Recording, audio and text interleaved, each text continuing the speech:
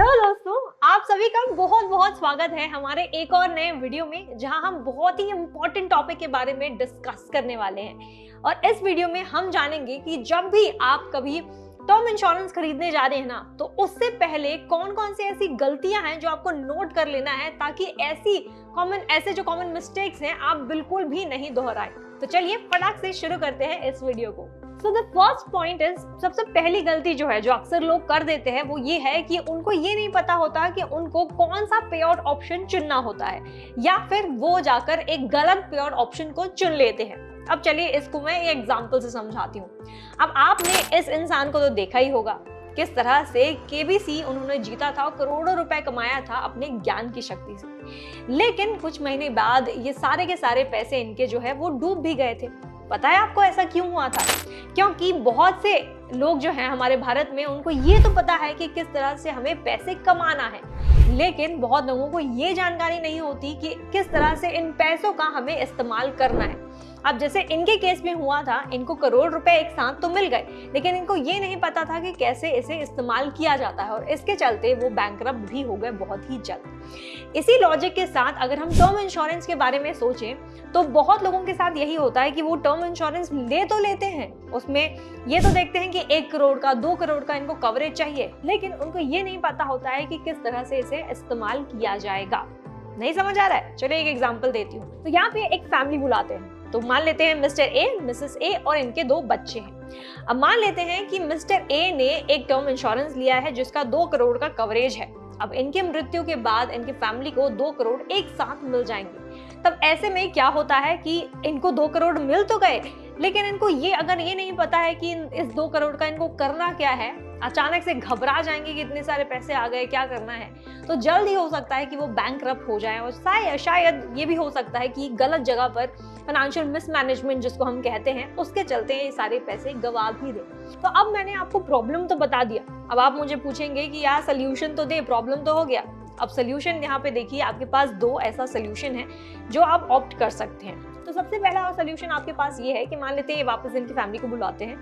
अब जैसे ही mister A की मौत हो जाती है, इनकी फैमिली को 2 करोड़ एक साथ नहीं भी चाहिए, तो मिस्टर ए क्या करते हैं, उनको पता है कि हर महीने मेरे फैमिली में हर महीने इतना एक्स अमाउंट का एक्सपेंस जाता ही जाता है। तो ये क्या करते हैं, पहले ऑप्शन ये इनके पास बचता है कि वो मंथली पे आउट ऑप्शन को चूज कर लेते हैं, जहां पर एक एक्स अमाउंट, ये हो सकता है 1 लाख रुपए का, 2 लाख रुपए का।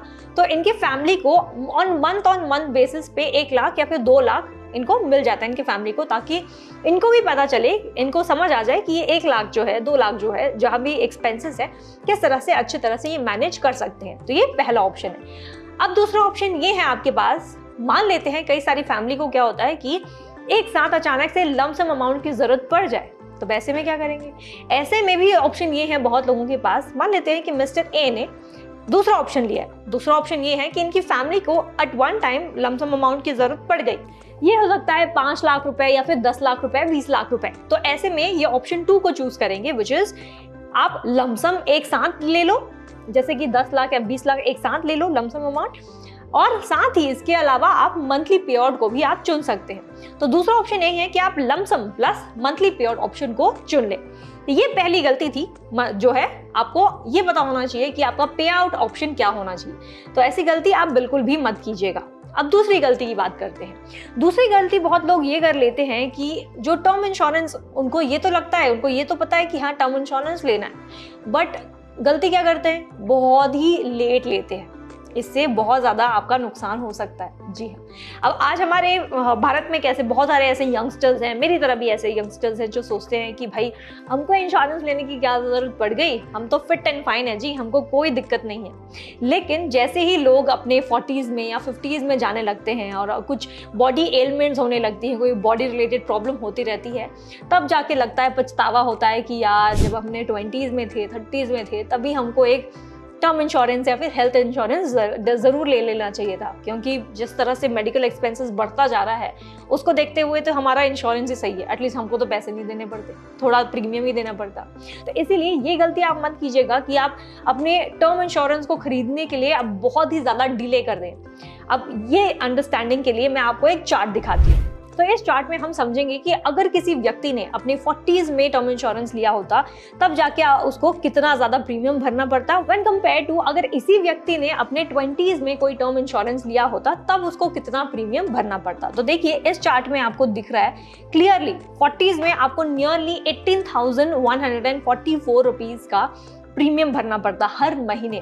वहीं कंपेयर टू अगर आपने 20s में लिया होता तो 7,560 रुपीज ही आपको भरना पड़ता एज प्रीमियम। तो यहाँ पे देखिए कितना डिफरेंस आ रहा है, नियरली 10,584 रुपीज का डिफरेंस आ रहा है। तो देख सकते हैं आप कितना ज्यादा वास्ट डिफरेंस है कंपेयर टू अगर आपने अपना टर्म इंश्योरेंस लेट लिया व्हेन कंपेयर टू अगर आपने जल्दी लिया। तो ये दूसरी गलती थी जो आपको बिल्कुल नहीं दोहरानी है। अगर अभी तक आपने टर्म इंश्योरेंस नहीं लिया है तो आज ही लीजिए, और अगर आपको टर्म इंश्योरेंस के बारे में इन डिटेल समझना है कि ये क्या है, कैसे काम करता है, कौन सा टर्म इंश्योरेंस आपके लिए बेहतर है, तो आज ही डाउनलोड करें फ्रीडम ऐप, जहाँ पे आपको इन डेप्थ नॉलेज मिलता है ऑन टर्म इंश्योरेंस। इसी के साथ तीसरी गलती ये है कि बहुत लोग राइडर ऑप्शन को चुनते नहीं है या फिर उसकी अंडरस्टैंडिंग उनको बहुत ही कम होती है। अब ये क्या है ये समझते हैं।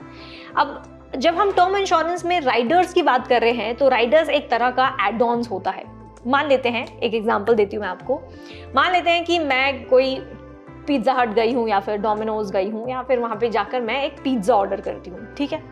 अब ये काउंटर वाला मुझसे पूछ रहा है कि मैम क्या इस पिज्जा पे आपको एक्स्ट्रा चीज चाहिए? I will say yes definitely. फिर पूछेगा कि मैम आपको क्या एक्स्ट्रा एल्पुनो चाहिए, एक्स्ट्रा या फिर मशरूम चाहिए? I will say yes yes yes definitely. जब वो काउंटर वाला बोलता है मुझे कि बट मैम आपको इसके लिए एक्स्ट्रा पे करना पड़ेगा, तब आई विल लाइक हाँ नहीं चाहिए भाई, आप मुझे प्लेन पिज्जा ही दे दो, जो उसमें इंग्रेडिएंट्स ऑलरेडी मेंशन्ड है उसमें ही चल जाएगा, हमारा गुजारा हो जाएगा। इसी तरह से, इसी लॉजिक से बहुत सारे आज ऐसे इंडियंस हैं, जब भी हम टर्म इंश्योरेंस लेने जाते हैं ना तब हमको कोई एड ऑन्स जिसको हम कहते हैं राइडर्स वो ऑप्ट नहीं करते। अभी जो राइडर्स है इसका एग्जांपल हो सकता है क्रिटिकल इलनेस, या फिर हो सकता है किसी तरह की डिसेबिलिटी है, डिसेबिलिटी राइडर्स, या फिर बहुत सारी वहाँ पे ऑप्शंस होते हैं, इनकम राइडर्स भी है। ऑप्शंस वहाँ पे बहुत सारे होते हैं जो आप ऑप्ट कर सकते हैं। अब यहाँ पे जब मैं क्रिटिकल राइडर्स की बात कर रही हूँ तो ये हो सकता है हार्ट अटैक, या फिर हो सकता है स्ट्रोक, या फिर हो सकता है कैंसर।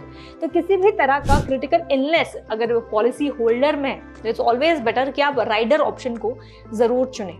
या फिर डिसेबिलिटी की हम बात करें, किसी भी तरह की डिसेबिलिटी ऑलरेडी है, प्री एग्जिस्टिंग है, और आपने ये राइडर वाला ऑप्शन ले लिया है तो वेल एंड गुड, क्योंकि जब भी वो पॉलिसी होल्डर की मौत हो जाती है ऐसे ही प्री एग्जिस्टिंग डिसेबिलिटी की वजह से या फिर क्रिटिकल इलनेस की वजह से, मान लो कि अगर हार्ट अटैक ऑलरेडी है, एक बार दो बार हार्ट अटैक आ चुका है और अगली बार भी चांसेस हैं कि पॉलिसी होल्डर को हार्ट अटैक आ जाए और वो उनकी मृत्यु हो जाए, तो ऐसे केस में जो फैमिली है उनको सम अश्योर्ड के अलावा एक्स्ट्रा बेनिफिट्स यानी कि जो एडिशनल पे आउट है वो भी मिलता रहेगा। इसी के साथ चौथी गलती हमारी ये होती है कि हम ना अपनी पूरी की पूरी जानकारी वो इंश्योरेंस कंपनी वालों को नहीं देते। फॉर एग्जाम्पल, अगर मैं आज जाकर टर्म इंश्योरेंस लेने जा रही हूँ और फिर वो मुझे पूछेंगे कि कौन कौन सी प्री एग्जिस्टिंग डिजीजेस हैं या फिर मेरा कोई ऐसा हैबिट्स है जिसके चलते मेरी मौत हो सकती है आगे चल के। फॉर एग्जाम्पल, अगर मैं स्मोक करती हूँ आज, तो ऐसे में बहुत सारे ऐसे लोग हैं जो अपने स्मोकिंग हैबिट्स को डिस्क्लोज नहीं करना चाहते बिकॉज ऑफ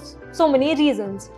तो ऐसे में क्या होता है, आगे चलकर वही पॉलिसी होल्डर इसी हैबिट के वजह से अगर मर जाता है और आगे चलकर इंश्योरेंस पॉलिसी को ये पता चले कि ये जो हैबिट है इन्होंने कभी डिस्क्लोज नहीं किया था टर्म इंश्योरेंस लेने के टाइम पे, तो ऐसे में उनकी जो फैमिली है उनको ये जो क्लेम है वो नहीं मिलेगा। तो इसीलिए हमेशा ये ध्यान रखिए कि जो भी आपके अंदर डिसेबिलिटीज़ है, क्रिटिकल इलनेस है, जो भी है, कोई भी प्रॉब्लम है, कोई भी हैबिट है जिसकी वजह से, तो ये सारी इन्फॉर्मेशन आपको इंश्योरेंस कंपनी वालों को प्री हैंड देना चाहिए।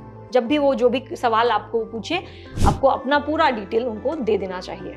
और आखिरी गलती ये है कि बहुत लोग इनएडिक्वेट सम अश्योर्ड लेते हैं, यानी कि मान लेते हैं हम वापस बुलाते हैं अपने उस कपल को, मिस्टर ए, मिसेस ए और उनके 2 बच्चों को। अब मान लेते हैं कि जब मिस्टर ए ने टर्म इंश्योरेंस खरीदा था तब के टाइम पे उनकी सैलरी थी 10 लाख रुपए, और आइडियली जब भी आप टर्म इंश्योरेंस खरीदते हैं तब आपका जो सैलरी है उसका 10 टाइम्स कवरेज आपको लेना चाहिए इन योर टर्म इंश्योरेंस। तो जब इनकी सैलरी थी 10 लाख रुपए इंटू 10 टाइम्स, तो यानी कि 1 करोड़ का इन्होंने कवरेज ले लिया है। अब जरा मुझे सोच के बताइए, आज के टाइम पे क्या 1 करोड़ अमाउंट सफिशिएंट होगा इनकी फैमिली के लिए? आपका ऑब्वियस सा आंसर होगा कि हाँ, 1 करोड़ तो बहुत ज्यादा अमाउंट है, हमारे लिए काफी है। लेकिन क्या आपको ये भी लगता है कि आज के टाइम पे 1 करोड़ की जो वैल्यू है क्या वो चेंज नहीं होगी कल में, या फिर लेट्स से 20 साल बाद, 30 साल बाद क्या ये इसकी वैल्यू सेम रहेगी या फिर चेंज हो जाएगी? अब यहाँ पे अगर आपका आंसर ये है कि 1 करोड़ की वैल्यू सेम ही रहने वाली है तो आप गलत हैं, क्योंकि आज से अगर हम कंपेयर करें अगले 15 साल, 20 साल या 30 साल बाद 1 करोड़ की वैल्यू सेम नहीं रहने वाली है और वो इवेंचुअली धीरे धीरे घटती ही जाएगी। और ऐसा क्यों होगा? Because of the inflation. तो इसीलिए सजेस्टेड यही है कि आप ये गलती बिल्कुल भी मत कीजिएगा। जब भी आप टर्म इंश्योरेंस लेते हैं तो आप हमेशा अपने सम अश्योर्ड को देखिए कि आप किस तरह से उसको एडजस्ट कर सकते हैं अकॉर्डिंग टू द इन्फ्लेशन। अब ऐसे में आप क्या कर सकते हैं, यहाँ पे आपके पास बहुत मल्टीपल ऑप्शंस हैं। सबसे पहला ऑप्शन ये है कि आप जब भी आप टर्म इंश्योरेंस ले रहे हैं तभी आप ये डिस्क्लोज कर सकते हैं, अपनी कंपनी, इंश्योरेंस कंपनी को बता सकते हैं कि आप अपने सम अश्योर्ड को एक X% से हमेशा बढ़ाना चाहते हैं। अब फॉर एग्जांपल इन्फ्लेशन है 6% पे, तो आप ये बता सकते हैं कि मैं अपने सम अश्योर्ड को 6% से बढ़ाना चाहता हूँ। जब आप 6% से बढ़ाते हैं तब आप ये भी उनको बता सकते हैं कि आप कब तक ये चाहते हैं कि ये 6% से ही बढ़े। फॉर एग्जाम्पल आप ये चाहते हैं कि जब तक आपका पॉलिसी खत्म नहीं हो जाता तब तक ये 6% से बढ़ता ही जाएगा, ये हो सकता है। और ये पॉलिसी हो सकता है फॉर नेक्स्ट 20 ईयर्स, तो नेक्स्ट 20 ईयर्स के लिए आपका जो सम अश्योर्ड है वो 6% से बढ़ता रहेगा। ऑप्शन 2 आपके पास ये है कि आप ये बताएंगे कि जब तक जो मेरा सम अश्योर्ड है वो डबल नहीं हो जाता तब तक आप ये 6% से मेरा बढ़ाते रहिए। तो ये हो सकता है कि अगर आज आपने 1 करोड़ लिया है और 1 करोड़ को आप 2 करोड़ अब आपको कवरेज है उतना चाहिए, तो ये 6% उतने टाइम तक बढ़ता रहेगा। या फिर तीसरा ऑप्शन आपके पास ये भी है कि आप ये बताइए इंश्योरेंस कंपनी वालों को कि जब तक मेरी उम्र X तक नहीं आ जाती तब तक ये 6% से बढ़ता रहेगा। अब ये हो सकता है when I turn to let's say 50 years तब तक बढ़ेगा, या फिर 55 ईयर्स, 60 ईयर्स तक, जब तक मेरे ये उम्र है तब तक ये 6% से आप बढ़ाते रहेंगे। तो ये जो है टेक्निक आपको डेफिनेटली इस्तेमाल करना चाहिए, स्पेशली अगर आप अपने टर्म इंश्योरेंस को खरीद रहे हैं और साथ ही ये चाहते हैं कि कल को जब आपके पास 1 करोड़ का या 2 करोड़ का कवरेज आ जाए तो आपकी फैमिली के लिए ये सफिशिएंट हो। तो दोस्तों इस वीडियो में इतना ही। उम्मीद करती हूँ ये 5 जो मिस्टेक्स हैं आप कभी भी नहीं दोहराएंगे और साथ ही इस नॉलेज को ज़्यादा से ज़्यादा लोगों से शेयर भी करेंगे। तो कमेंट कर हमें ये बताइए कि ये वीडियो आपको कैसा लगा और साथ ही कोई सजेशन है आपके पास तो वो भी हमें बताइएगा। Thank you for watching freedom.